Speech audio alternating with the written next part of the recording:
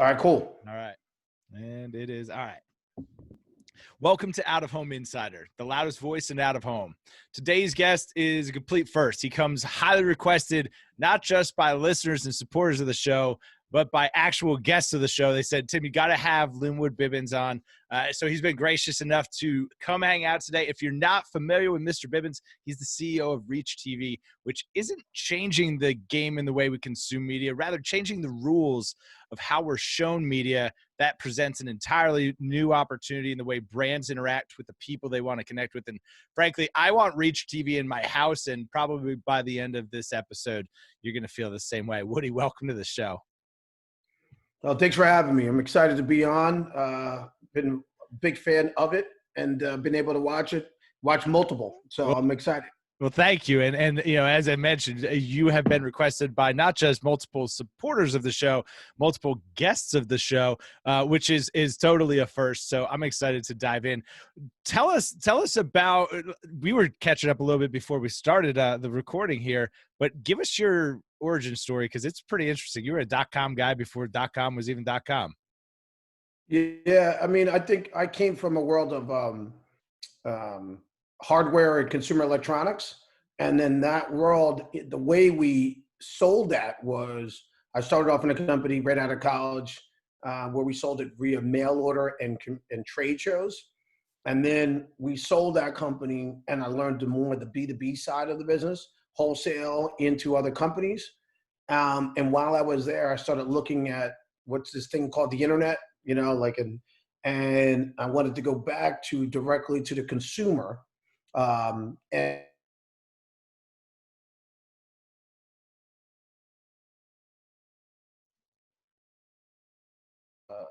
You know, we did B2C there.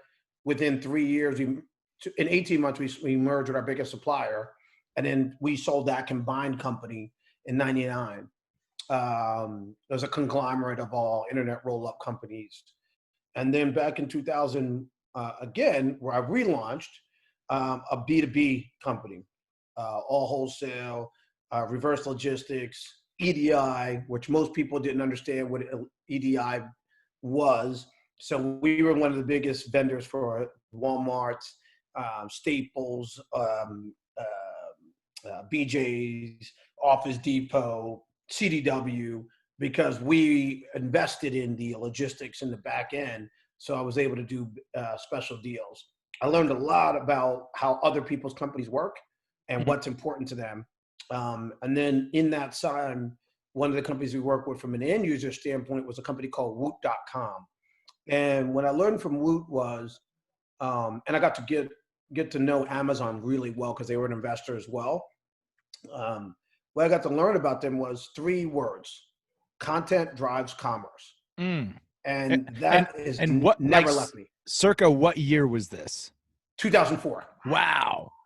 Yeah. So that's like, I mean, the dawning days of the internet. Yeah, like you were just starting to get to scale, like super scale. You know, you're talking a couple $100 million in scale. And then CDW was one of my biggest clients. They were about $7 billion. So, you know, sort of looking around and watching how these guys all operated and our small part in that, right? And then we ran New England Technology. I founded it, started in 2000. We scaled it up to 250 million a year run rate. We were doing really well. We still are. I left. I was just tired of seeing computers. I had started, you know, it's like, dude, I've been in computers for 20 years. It's enough. And the funnier story about that is I had learned I wanted to pursue what other things could do those 3 words: content driving commerce. So I invested in concert companies. Some things worked, some things didn't. Even created my own studio to produce short form content for people that I knew had excess impressions on their digital platforms, but they didn't have the ability to produce content for that number that made sense. Interesting. That partnership was with like CBS Interactive. I created a show called 3 Minute Update. It was really 2.5 minutes with a 30-second ad embedded. Love it. And we produced 6 shows on a daily basis. We then would syndicate those up on our tech platform so that if it was CBS News, it would pull that show. If it was sports, it would pull our sports show. If it was business, well, a business show. And then we had 100 million impressions guaranteed a month, and we had our ad built in, right? So Wow. just a really creative way.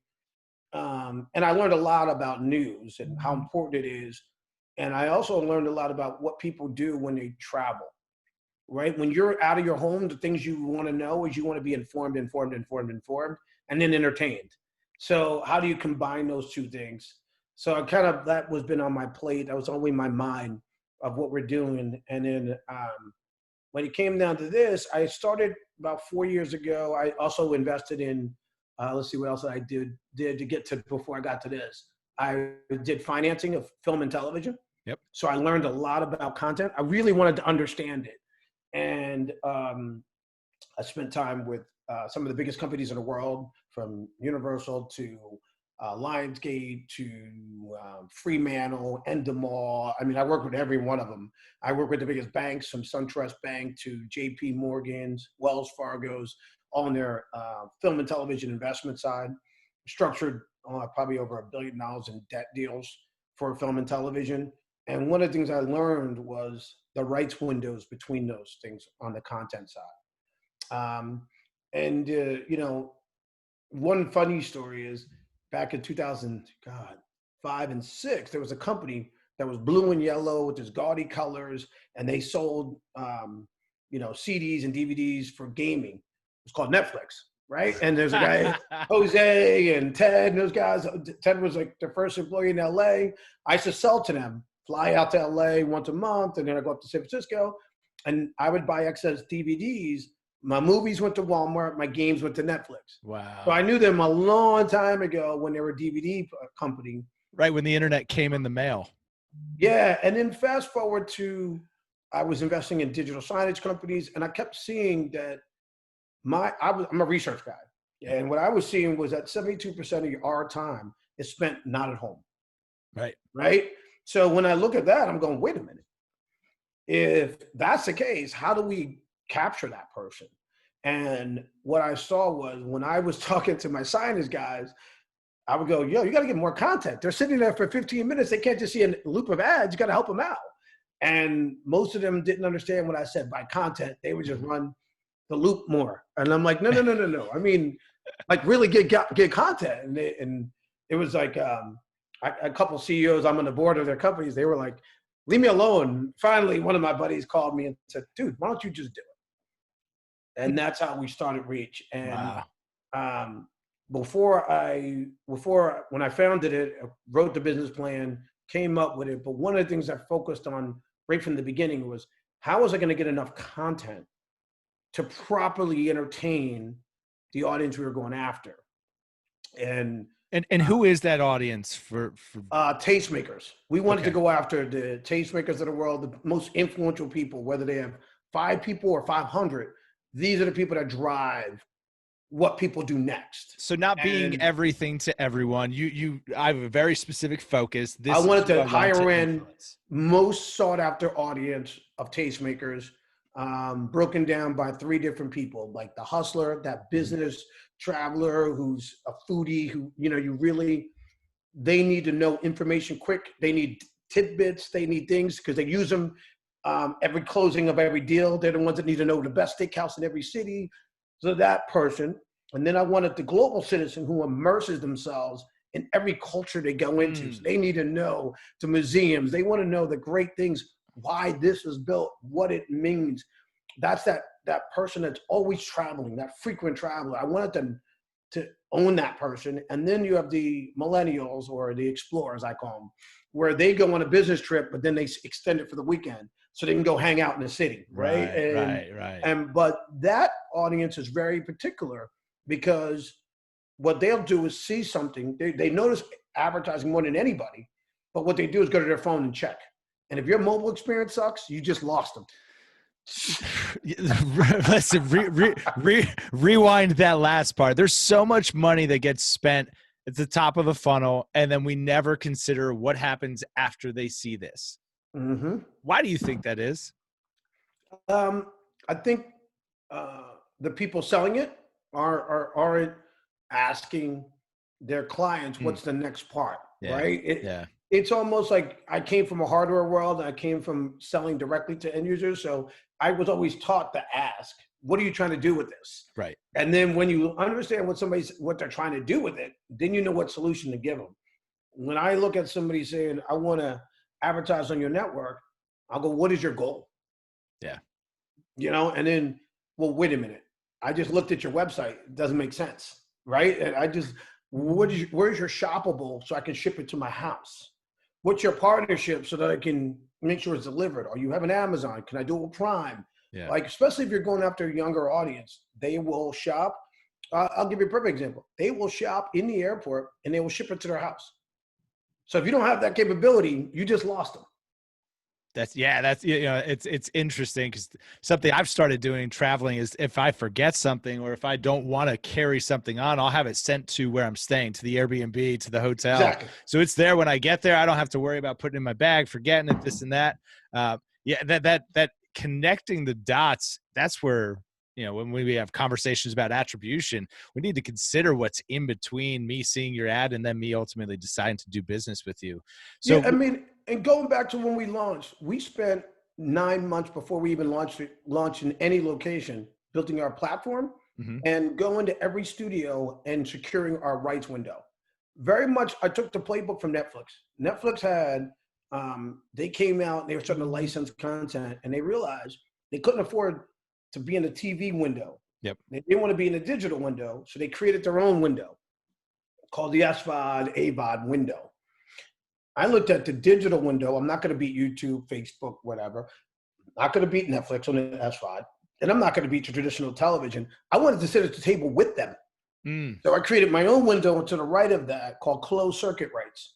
Okay. And we went with DLA Piper, went to every studio, got them to sign off, licensed content that I had nowhere to put it yet, but just to exercise that window of content rights. And what does the window of content rights? That means, like, you take a show like This Is Us, I'm using fictitious, but let's say the show This Is Us. There's windows in which you could license that. So somebody may license that internationally. Okay. Somebody else, let's just say NBC wanted to sell if they didn't have Peacock and they wanted to sell those rights to Netflix for the second window, they could, right? Or they do digitally on, I don't know, YouTube, right? YouTube pays those rights. What I said is I want to be the closed circuit rights, which is airport, retail, hotel, in-flight, globally, and this little window to the right of digital. So I can't afford their big prices, but I'm over here. And did that exist, or was this just no? There was something called non-theatrical, which is the biggest confusing rights window I've ever read. And all the film and television finance I did for over 7 years, every time I asked somebody, nobody actually knew what it was. So I knew that there was an opportunity to create my window because nobody knew what the other one was. So there's opportunity in hard and complex things that haven't been made easy to understand. So my goal in life is, whenever I start something, is how can I simplify what's out there or create something superior? Because sometimes just simplifying makes everything easy, right? Like it's like, okay, when they knew a closed circuit right, it was very black and white. This is all it is. They were like, okay, cool. We'll put something in there, right? And fast forward to today. I mean, the reason why I bring that up is, to me, you can't properly entertain our audience without having enough content. Our audience wants information, wants things, wants to be entertained. And entertainment is, we focus on being truth and positivity. We don't do negative stuff. We don't do negative news. But we have to give you news and information. So just to give you an idea of how scaled up we are at this point. On a monthly basis right now, we're bringing in 198 hours of content. Wow. For 11,900 minutes every single month. And what's like the average length of a piece of content? So average length is about 7 minutes. And you said 198 hours? 198 hours, 11,900 minutes of content on a monthly basis. Wow. This year we'll surpass 2,300 plus 2,300 hours of content will come added to our library this year alone. That's incredible. Right. And so we've got this plethora of content in this really easily digestible format. How does it fit into the out-of-home ecosystem, if you will? Because where we distributed it, where we decided to go first to get to that audience, right? So again, focusing on the audience, where is that audience? So I started researching, where can I find that audience in scale? Right. And the number one place to find it was airports. Makes so much sense. Right. And the reason I knew that is I tried to buy a company called LodgeNet back in 2007, 8. I tried to buy this company, raised $600 million to buy it. And when I lost, they took my partner at the time to be their CRO. What I got was the data. And what I found is that the average person who goes to a airport spends 30 days a year in a hotel. When I did, I said, wait a minute, what? So when I saw that entire month. Yeah. So the average person who goes to a hotel spends 30 days a year in a hotel, a year. So an average of, 3 to 4 trips, 3 days here, 5 days there. And when I looked at that, I said, whoa, if I can't own the hotel area, maybe I can flip it and go the other way and then get back to them. So we launched in the airports in January of 17 in 3 airports. Fast forward to today, we're in 90 airports in the US, Canada. We have contracts to go to UK. We're in the UK with the Virgin Atlantic Lounges. We have contracts for 140 locations in UK, Australia, Ireland, Dubai, Singapore, Africa. We're working, we're going to globally expand our entire network. We are, like I told you about the number of hours, but the focus has been now, how do we entertain that audience in particular? And so we tag our content based on the different types. We program short form and moving quickly.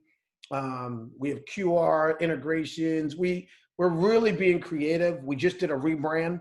So we rebranded our entire thing to soften up our brand a little bit more and make it more about the content. Before we had to stop you to let you know it was us. Now we're trying to make recognize our content more. So, it's the out-of-home part of this is where we are.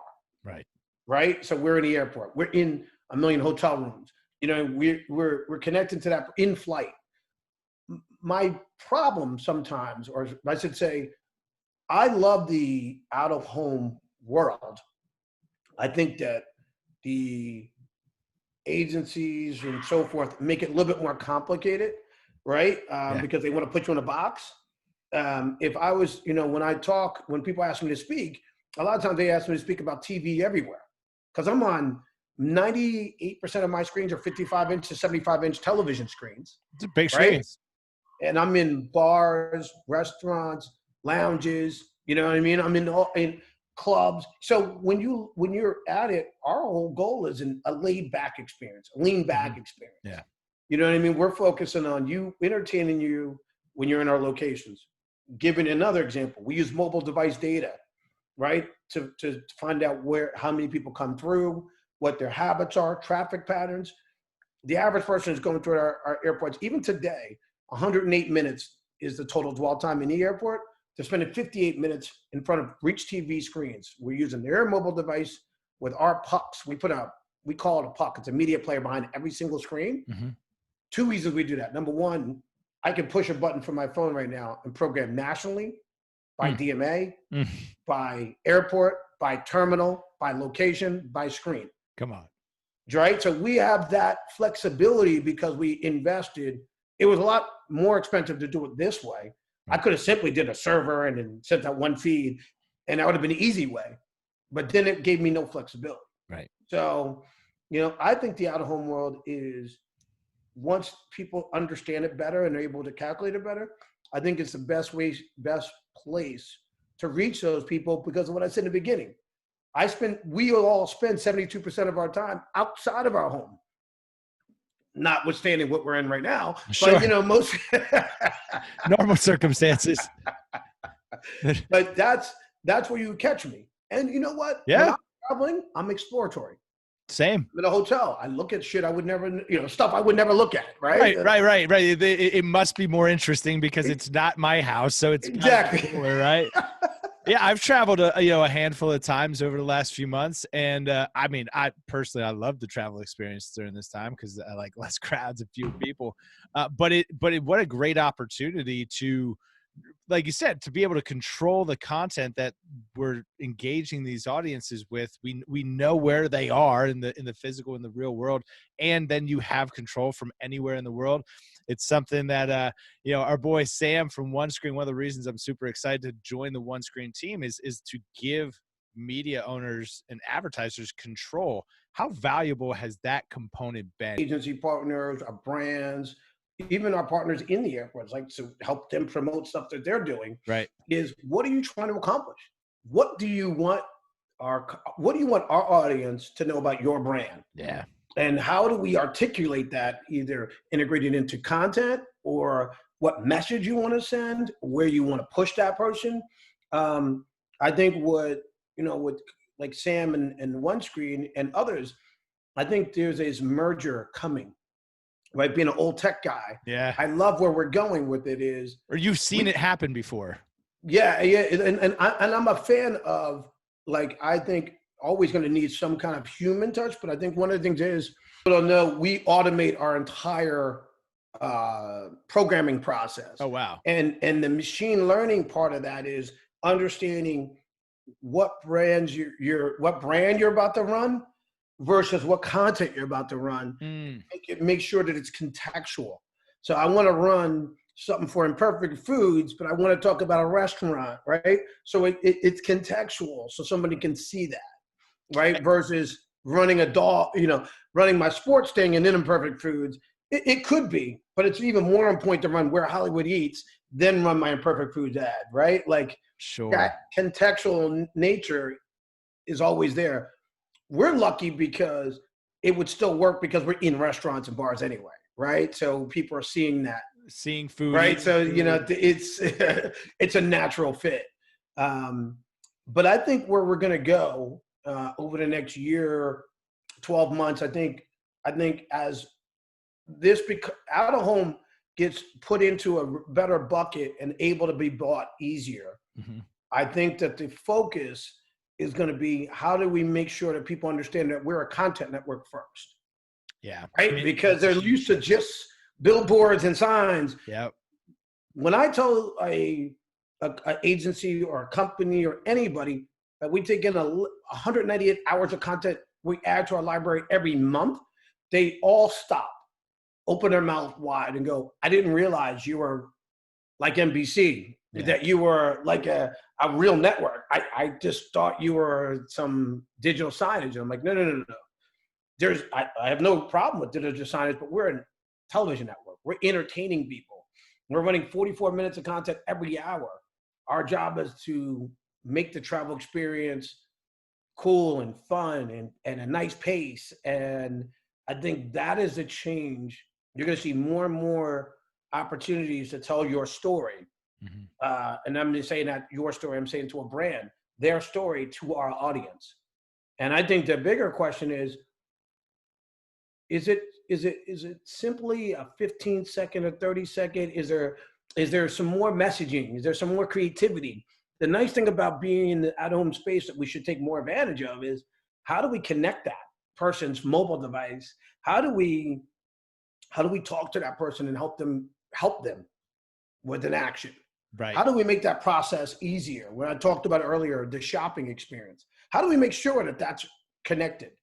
A lot of people get mad about asking that question because they feel like it may be more work. At the end of the day, you want to drive that attribution for that client so that they win and you win. Everybody wins when you get clear path to where the attribution is. That's one of the reasons I love Craig. Craig at Creative, he's very detailed on that part of the business. He's like me. I'm an old school POS, like to look at the data and understand what's going on guy. And when I talk to Craig, we're always vibing about that part of the business because I think it's important too, right? As an advertiser myself, I want to know what I get back from that. So when we look at how do we, one, make our audience entertain and make them want to come back and sit in front of our screens. Two, how do we make our brands get better ROI? Three, how do we keep bringing on great content? And that's why we're so focused on that. We're a content-driven network that focuses on the audience that we're trying to entertain And we'll worry about the brands that want to come on afterwards, but we got to focus on that. Otherwise we won't have an audience. Right. And it's important for us to entertain them. Right. And really be on it all the time. And it's funny.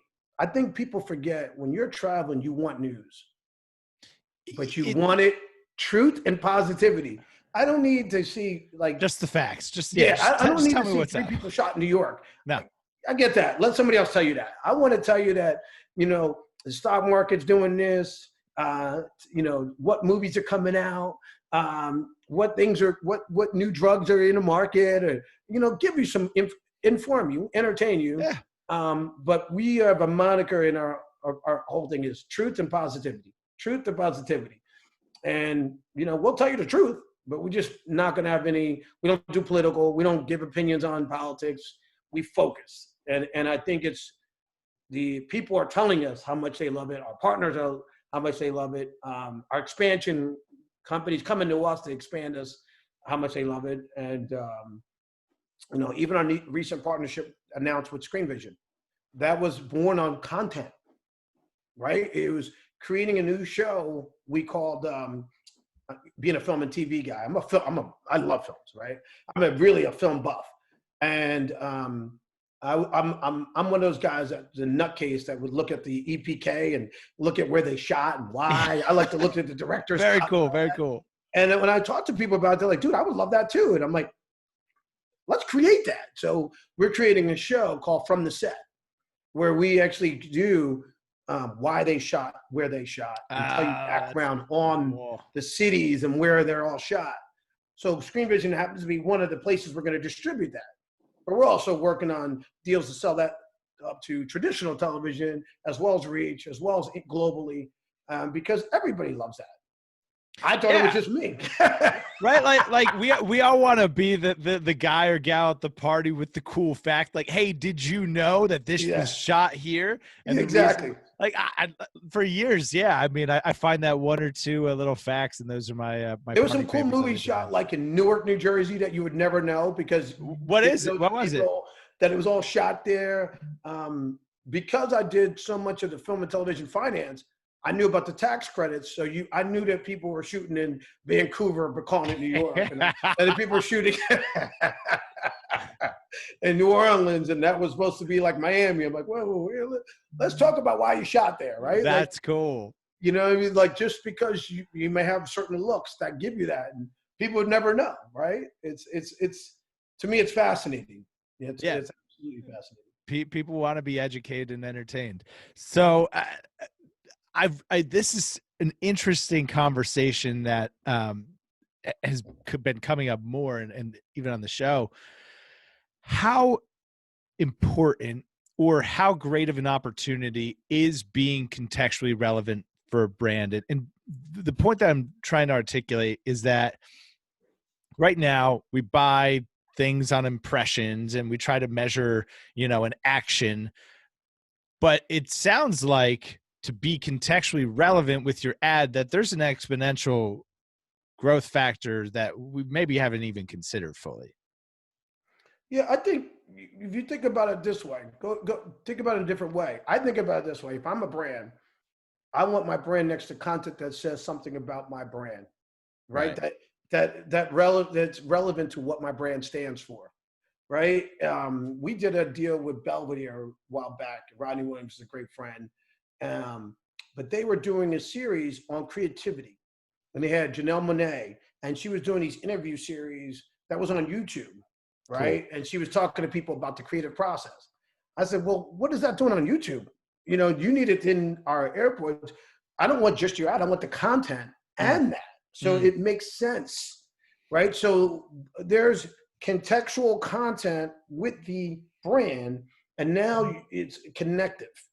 Right. And those are the type of things that we focus on. We look at how do we bring both things together so that when I'm sitting there and I'm entertained by this creativity and I'm getting to understand that process, I know what this brand Belvedere stands for. One of the things that's cool about the Belvedere partnership was I never knew what Belvedere meant. Did you know it meant beautiful to see? It's like, it's like insane. Like we were like, what? Like we were literally going, what? Right. Why does no one know that? Nobody knew it. And Belvedere had become that brand that people knew, but just kind of forgot about. And we made it relevant to bring that brand and to talk about it as something that was really cool and hip. So we were able to drive sales. Sales increased by 260%. Wow. In our 21 airports that we ran this campaign in with the content. And a side note, we even drove another 18% in the duty-free shops, unbeknownst to us, because that was something that they called us and told us about, right? Because they did not announce. And I think, and we also increased our distribution by 400% because they weren't in certain places that once they saw this, they wanted them in there as well. Wow. Right. So our ongoing benefit is now they've expanded from 3 places in Chicago to 8 and, 2 places here to 4. And so, I'd rather spend the time and roll up the sleeves and look at the brands and think about what they want to accomplish, what we want to say, and what they want to say about their brand. I think the bigger question that's come up for me a lot, and I get asked about this a lot, and people ask me to jump on other shows to talk about it, is programmatic. Yeah. And I think that I look at programmatic in 2 different ways. I think that a lot of, if you ask somebody, programmatic's going to do this and do that and do this, it's like the old school way of the internet. It was always everything automated. The truth is, programmatic to me is just an automated way. It's not quite where that's going to be taking over your budgets. Right. It's relationships directly, and you may actually execute programmatically, but there's still a relationship first. Right. I think that maybe in time that will move over more and more as we get fully integrated platforms. Like I'm encouraged by NBC's one platform. I'm encouraged by multiple companies merging together. I think Xandr will be a good company as they do the full integration. I see that Trade Desk has done the full integration. Not sure if that's driving, this massive thing yet, but I think it will as people understand what they're buying. Yeah. Because reach is different than something else, right? And I think once they can see that TV is TV and this is this, so they can make sure that they're buying apples to apples, it'll allow that programmatic to actually flow. Yeah. I think right now there's a lot of confusion on what is, because we use the word out of home for everything that happens to be not at your house. It's confusing as hell. Like, I don't even know that billboard's out of home and Reach TV's out of home. That doesn't make sense. Right. The sign I'm going to go put on the telephone pole later is also out of home. Exactly. It's like, wait a minute, hold on. You know what I mean? Like, it's like you just wouldn't do that, right? Yeah. Like if you send me a mailer at my house, you don't call that TV. Right. It's direct right? mail. Like, it's like, wait a minute, I got that at my house. It got to be TV, right? Like, or maybe it's out of home because you got it out of your mailbox. It's just, that's what I'm saying. It's like there's so much confusion or just not clarity. And once they start to be able to tie in TV and TV, right? I mean, next to me is ESPN, who's fighting to queue up all their things. Next to me, CNN and Gate, right? On certain things, right? And we're all TV, right? But now it's, how do you tune that up and allow people to buy this TV everywhere? Yep. Right. Yeah. And that's where I think when programmatic is able to figure that out, and really tie that up together as one platform, then I think we'll get scale on the programmatic side. I like what OneScreen does because it takes the process out of somebody's hands and allows them to buy based on mobile and based on audience and based on the same way they buy YouTube. Same right. way. And so there's a preconceived, I buy YouTube this way. If you can do that for me, I can buy you that way. Right. It's kind of like this. That is taking a one-to-many and breaking it down to one-to-one. And as we get closer and closer to that, I think the scale will come over here from the programmatic side. Yeah. We are focused on, obviously, even we're focused on making sure the pipes are there. But you know what I mean? So they're there. Can't outkick our coverage. Put me in, coach. We're ready. That's it, right? Yeah, we spent the money up front to build it this way because we knew so we're ready. We can do it. Let's go. Now it's a question of when will the actual dollar demand be there, right? And then when will people understand that we're video and television and we movement. We can't just do a still sign, right? Like, so, I still get stuff that comes to me as like a static thing. I'm like, dude, it's like I can't go from running a show called Where Hollywood Eats to a static symbol. Like, right. It's like out of my church's newsletter. Like, yeah, it's just what's going on here, and I would say that it's been like the out-of-home world is getting more complex and a good thing. I mean, more sophisticated, more creative. More tied into mobile, more tied into data, more tied into everything. I think that's a great thing. Like I'm excited about that. Totally. I think the passing through of what content is playing, you know what I mean? So people understand how contextual they can be, being able to reverse that. Hey, I want to run this time. What content are you playing? What you guys are solving? To me, that's humongous. I look at it this way. There's 10 people sitting there, and I want to have customized content for each one. I could do so, right? I could create a customized playlist based on the people sitting in that bar, that lounge, that what have you, based on those mobile device IDs, mobile devices, and in the description around them. I could re-customize my own playlist. Our entire playlist we've already turned into an automated system. Okay. And now because we've automated it, we now have the ability to drop AI into it. It's like Amazon, right? Like your Amazon looks different than mine, right? But Amazon knows, hey, we need to, you would never go into Barnes & Noble wouldn't reorganize the store each time one of us walked in, but Amazon does. And that sounds like what Reach TV. That's our goal. I mean, that's incredible. Amazon has been a big inspiration to us. And then you're talking about the future. The future to me is shoppable. When I first launched Reach, I was going to call it Sky Mall TV. I went out and did a deal with the guys that own Sky Mall, tried to do a deal with them, and somebody else bid ridiculous higher than me. But the reason I did it was back to the original part of this interview was content drives commerce.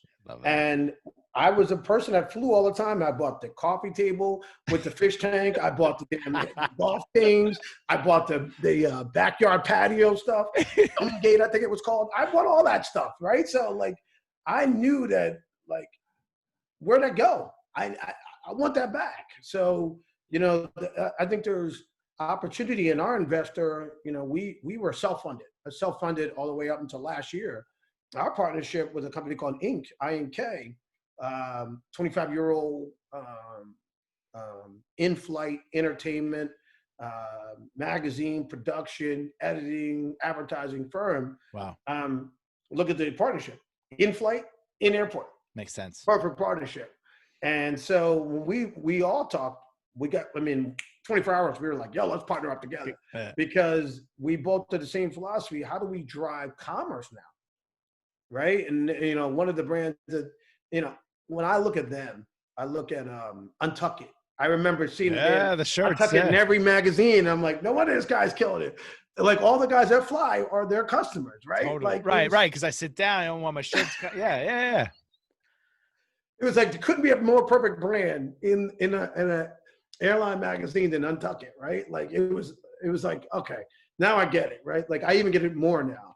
So when I look around, I see endless possibilities, opportunities. I think that the out-of-home world is going to needs to be looked at just like every other part of it. I think we're just as important as the television world. I think we're starting to get more and more where we're considered premium digital, which I'm okay with that because it's getting closer to it allows for extensions. Right, so I can now run the same partner on television, on digital, and this premium digital platform, everywhere else, And because at the end of the day, they're not only buying against the content contextually, but they're also going toward that audience. And I'll put our audience against anybody's audience, because our audience is, in my opinion, we have the most sought after audience. And sometimes I say inside of our internal meetings, if they don't want to buy our audience, they shouldn't be an advertiser, right? That's just the honest truth. Yeah. I'm like, what are you talking about? Like, I can't think of any part that wouldn't want it.